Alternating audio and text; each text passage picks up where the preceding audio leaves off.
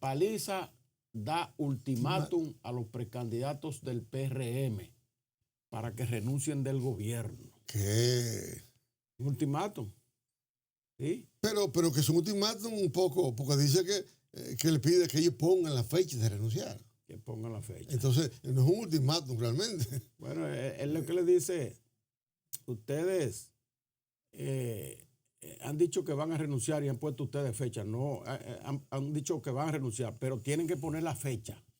Sí. Decirnos qué día que se van. Es decir, él no lo está combinando. Bueno, no sé, eso muestra un poco de debilidad. No, y ese, por ejemplo, él dice que cuando él asumió la dirección de la campaña del presidente para la reelección, él renunció a su cargo. Y es verdad, hay que decirlo. Él tomó licencia. Bueno, y puso además un segundo ahí. Puso a su amigo. Su amigo, que luego lo pasaron a realidad, creo que. Sí. Pero lo cierto es esto, que hay un reclamo. Nosotros aquí ya lo hablamos todos estos días. No es posible que entonces si fueran 2 o 3, pero es medio gobierno casi. Y todos son funcionarios. Sí. Entonces, uno dice, pero bueno, acá este hombre estará dedicando realmente empeño a su responsabilidad, a su trabajo. Estará usando el presupuesto como Dios manda y no estará distrayendo vía otras cosas. Porque una campaña no se hace a mano pelada. Tú tienes costos cuando andas con tu equipo, combustible, vehículos, esto y lo otro, dieta, hoteles. Yo creo que eso debe ser ya no una sugerencia esto del presidente de ese partido, Paliza. Además, de esa forma, pongan ustedes la fecha y el día. Digan hasta la hora que se van. No. Yo creo que el presidente debería escuchar este reclamo que se oye mucho en Pito Medio, de que esos funcionarios, un país con mucha crisis, con muchas áreas con crisis, porque las hay, el sector eléctrico, salud, para no hablar de otras áreas, y que también entonces tú veas funcionarios en otras cosas. Mira, Miguel, yo pienso que la posición de Paliza es pertinente en este momento. Nosotros en el día de ayer hicimos un comentario diciendo que el PRM tiene un nudo gordiano que lo mantiene empantanado. Y digo un nudo gordiano porque haciendo alusión a aquel nudo que es de la ciudad de Gordio, una ciudad de Turquía de la 300 y pico años antes de Cristo. Los habitantes de esa ciudad de Gordio se vieron combinados a elegir un gobernante de Asia. Todo eso era Asia. Y para escogerlo se inventaron un nudo para que todos los líderes, los dirigentes, pues acudieran allí a la ciudad a tratar de desatar el nudo. Entonces iban muchos dirigentes, porque el que desataba el nudo entonces iba a ser el gobernante ya de Asia. Muchos fueron y desataron. Entonces apareció un joven llamado Alejandro Magno, 20 años apenas, que en vez de perder el tiempo tratando de desenredar el nudo, lo que hizo fue sacar su espada y rompió el nudo. Cortó el nudo. Cortó de un tajo el nudo gordiano. Y eso lo convirtió, hizo facto, en el gobernante de Asia. Y a partir de ahí, bueno, reinó en el territorio más amplio que haya reinado nadie nunca jamás. Toda Asia Central, Asia Oriental, Asia Occidental. Desde la India hasta Egipto, pasando todo, bueno, prácticamente el 70-80% del mapa mundi de esa época. Bueno, pues en el PRM hay un nudo gordiano actualmente que le impide crecer.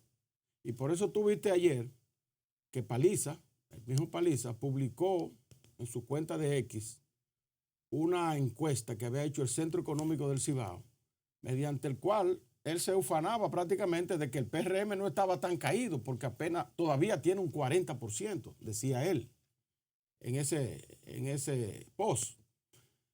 Y resulta que en las elecciones pasadas, el PRM sacó solo como partido un 48%.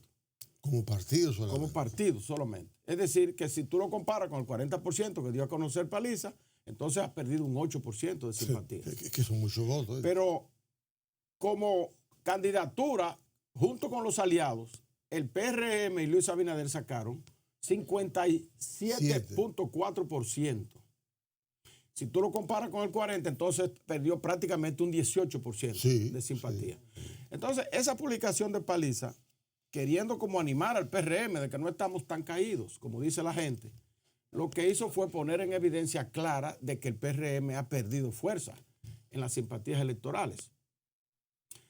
Entonces, eso se debe fundamentalmente, a mi juicio, independientemente de las políticas públicas, que muchas son criticadas, ¿verdad? Por ejemplo, esto de los apagones, le hace mucho daño al gobierno. Claro. El alto costo de los alimentos y todas esas cosas, eso influye. Pero hay otro elemento que para mí es esencial y fundamental. Y es que cuando el presidente Luis Abinader ganó su segundo mandato, inmediatamente él dijo que él no iba. Y 2 días después o 3 días después, él reunió a los precandidatos de su partido en el Palacio Nacional y le dijo, salgan a hacer campaña. Y resulta que esos funcionarios, esos precandidatos eran al mismo tiempo funcionarios públicos. Pero luego el presidente Abinader se dio cuenta de lo que no era conveniente eso que él había propiciado. Entonces le dio una reprimenda a esos candidatos diciéndole que ellos tenían que decidir o estar en el gobierno o hacer campaña. Que el que hacía campaña no podía estar en el gobierno. Entonces eso vino a frenar el activismo que él mismo había propiciado dentro de su partido. Y ahora resulta que los precandidatos del PRM salen a las poblaciones, pero temen dar declaraciones.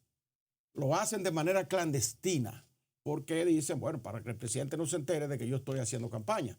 Y disfrazan sus visitas.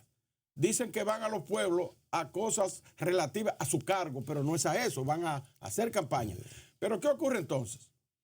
Que solamente se oye una voz en el gobierno, que es la voz del presidente Abinader. Todos los lunes ahí, y cada vez que hay un acto de inauguración, el presidente habla. Pero la oposición, que está integrada por dos expresidentes de la República, Danilo Medina y Leonel Fernández, sale todos los fines de semana y bombardean al gobierno. Bombardean al gobierno 2 expresidentes que cuando hablan cogen primera página de los periódicos por su estatura. Entonces el presidente en los lunes va a responder lo que ellos dicen los domingos. Entonces se nota un gobierno a la defensiva. Y un presidente como un gladiador, defendiéndose él solo, y ninguno de sus compañeros lo acompaña en esa defensa. Porque el nudo gordiano que paraliza el PRM lo está afectando. Ellos no esbozan lo que van a hacer en caso de ser electo presidente. Entonces la gente dice, pero ¿y estos candidatos que no dicen lo que van a hacer? No tienen un discurso pro nación, no tienen una propuesta para el país sobre los diferentes temas. Es por eso que no pueden hablar, no quieren hablar, tienen temores. Entonces están trabajando a media velocidad y eso afecta al PRM. Por eso está perdiendo simpatía cada vez y la oposición va ganando simpatías. A pesar de que en ese post de Paliza, él dice que la Fuerza del Pueblo está en 14 y el PR y el PLD está en 13. Pero entonces ponen en esa misma encuesta, aparece cerca de un 29% de indecisos. Un 29%. ¿Qué quiere decir esos 29 de indecisos? En esos 29 de indecisos hay 18% que ha perdido fuerza el PRM y que se salieron de la simpatía y están ahora en la franja de indecisos, que en cualquier momento pasan a apoyar a los partidos de oposición. Entonces, el PRM está obligado a romper ese nudo gordiano y quien lo puede hacer es el presidente Abinader, igual que lo hizo Alejandro Magno con su espada, porque él es el que tiene en sus manos los decretos, el lapicero para firmar los decretos de esos funcionarios. Entonces, lo que está pidiendo Paliza a los funcionarios es improcedente, porque le dice, renuncien, pónganos fecha de renuncia. No, el presidente tiene la clave, él tiene la espada para romper ese nudo en los decretos. Entonces, él apunta y señala que quizás están esperando eso, que este fin de semana el PRM se retira a Jarabacoa o a Constanza a hacer una reflexión sobre estas situaciones. Y él espera que ahí se decida pues la renuncia a sus funcionarios, porque yo creo que debe renunciar. ¿Tú sabes por qué? O destituirlo el presidente. Porque ellos fuera del gobierno pueden hacer su labor perfectamente de precandidatos y manifestarse libremente, defender al gobierno, porque ninguno se va a salir de la defensa del gobierno. Porque salirse quiere decir perder fuerza a lo interno.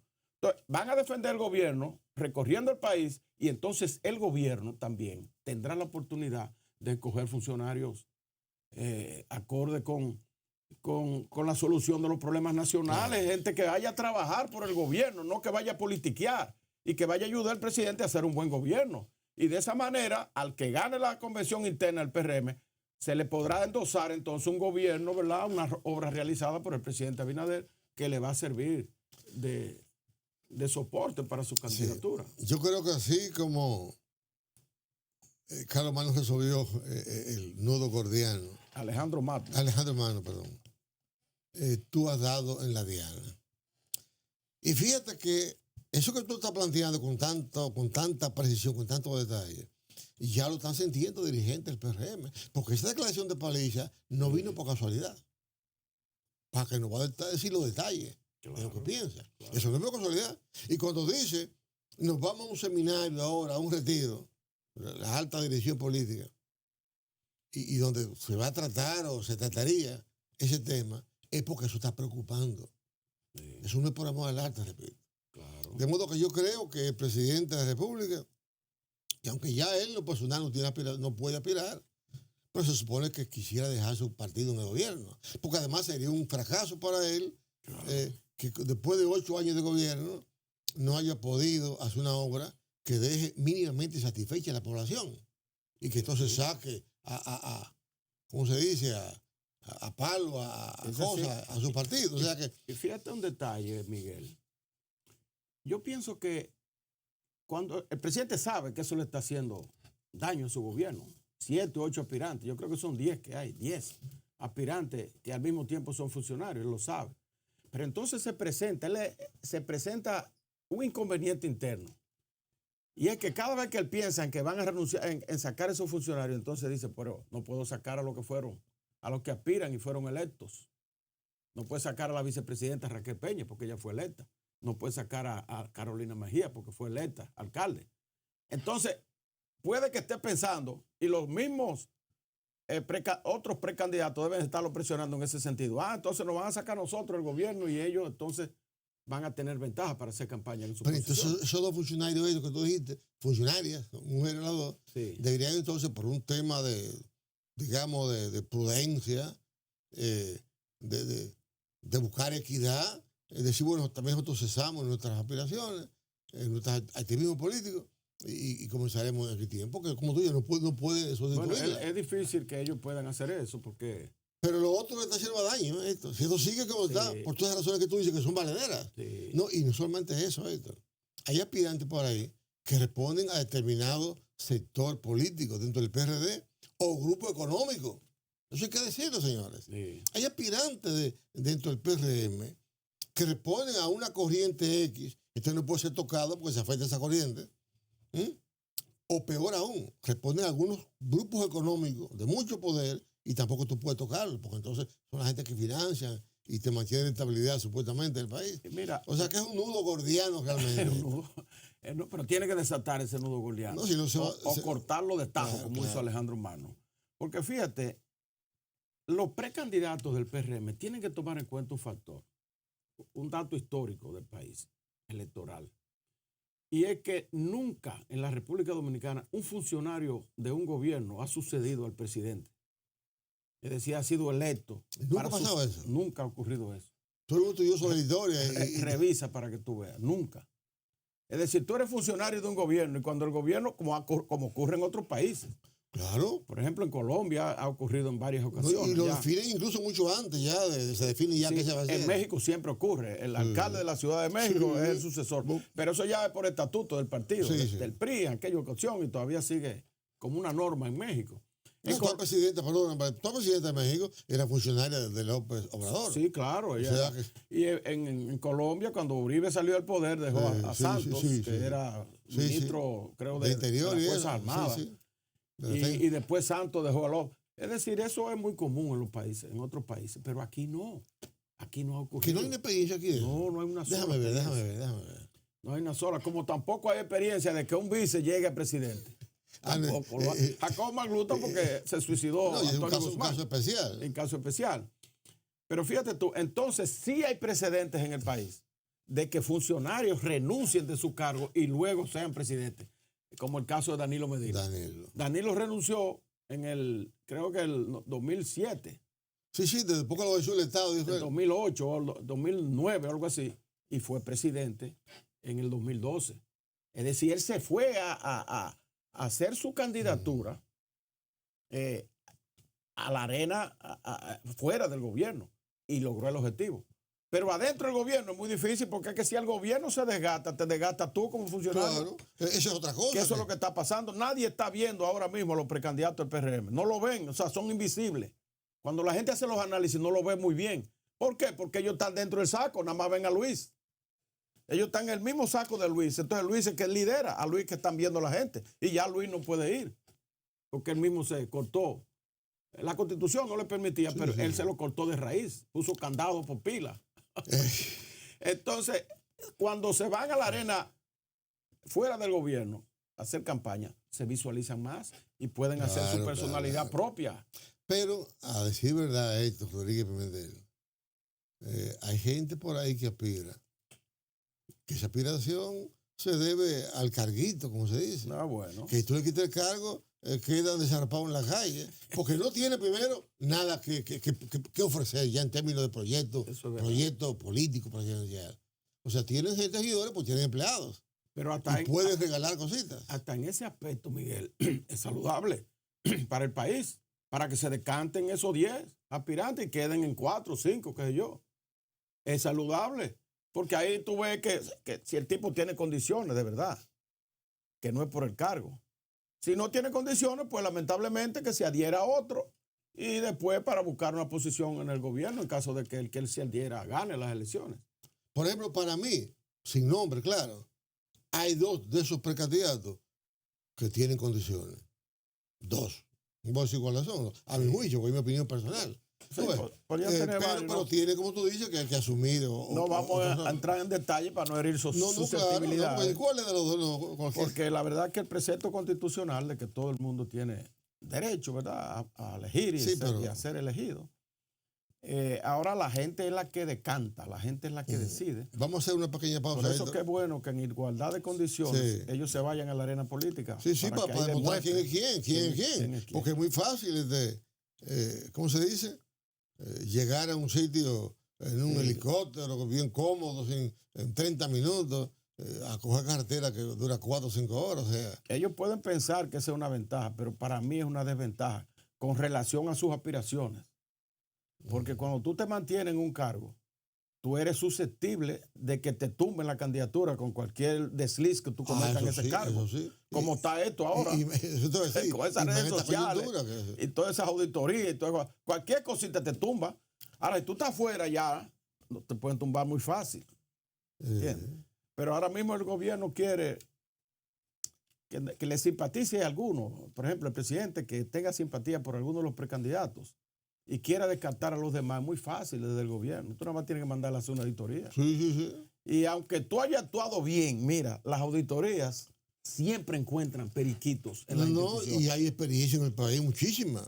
De cuando gente de poder quieren eliminar a alguien por competencia o posibilidades hasta personales, celos profesionales a veces. Te hacen tú no te recuerdas, quizás no te recuerdas de eso y los amigos televidentes tampoco. Pero cuando Fernando Evero Bogar era director del CEA y estaba ahí tratando, pujeando para sustituir a Balaguer. En los 12 años, al final de los 12 años. En los 12 años. Entonces Balaguer le mandó a hacer una auditoría en el CEA. Y cuando vino la auditoría, se la dio a Juan Bosch, que era líder de la oposición. Se la dio a Juan Bosch. Se la dio a Bosch. Se la mandó a Bosch con un emisario. Cuando Juan Bosch la vio, ¿tú sabes lo que hizo Juan Bosch? Fue a la Procuraduría y sometió a Fernando Evero Bogar. Oye, pero...